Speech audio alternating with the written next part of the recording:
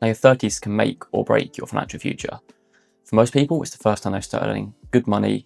There's a lot of life changes going on, for example, buying your first property, getting married, and even having kids. So if you can master these 7 money moves, that will put you in a really great place moving forward into later years of your life. Hi, I'm Ben, a chartered financial planner, and my aim is to help as many families as possible find financial peace and clarity. So the first money move would be to build a realistic family budget.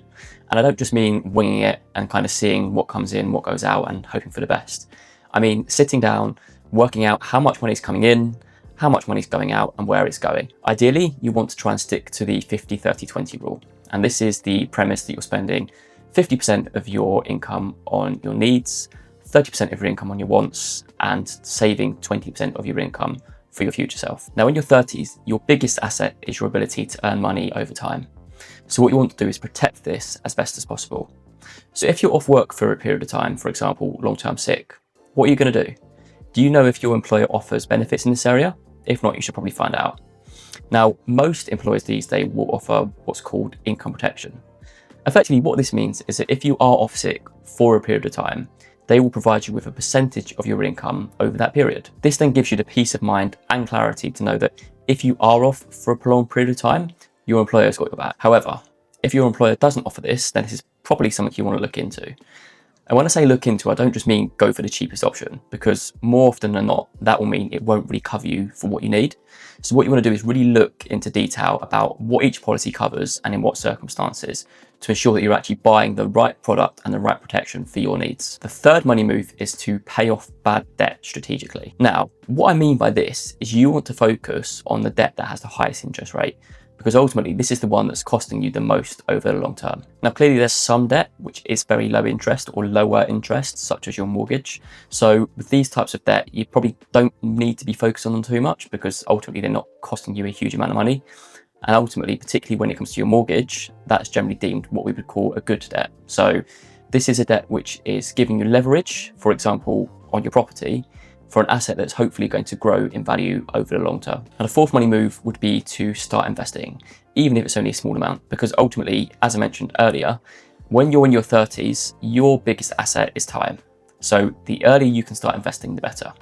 Even if it's only £25 or £50 a month, doing that now, as opposed to waiting 5 or 10 years, is going to make a massive difference to your overall long-term wealth. Now, you don't need to be doing anything complicated here. You don't need to be going out and picking individual companies to invest in. All you really want to be doing is looking for the lowest cost index fund you can find. So speaking of investments, this brings us on to pensions. And yes, you are investing for your pension more than likely.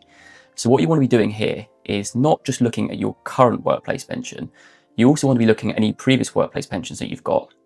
The 3 things you really want to be focusing on are the fees you're paying, the contributions you're making, if it's your current workplace one, and what you're invested in, as these 3 are ultimately going to be the things that make the biggest difference to your overall long-term wealth. Another big thing you want to be looking at is, are you benefiting from the maximum matching employer contributions?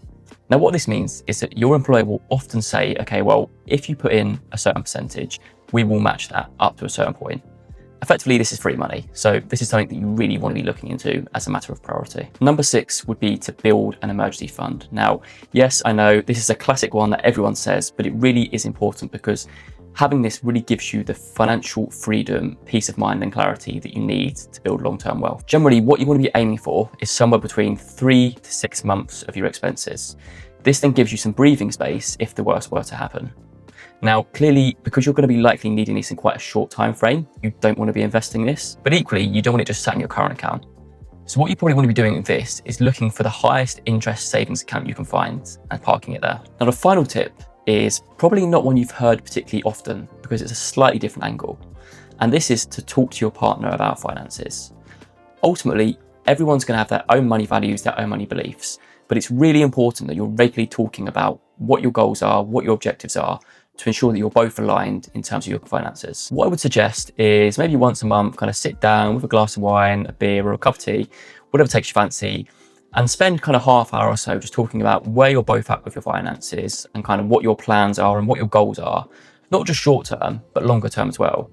Not only is this going to help you with your finances, but it's also likely to bring you together as a couple and improve your relationship. Now, the truth is, you don't need to be doing all of this perfectly.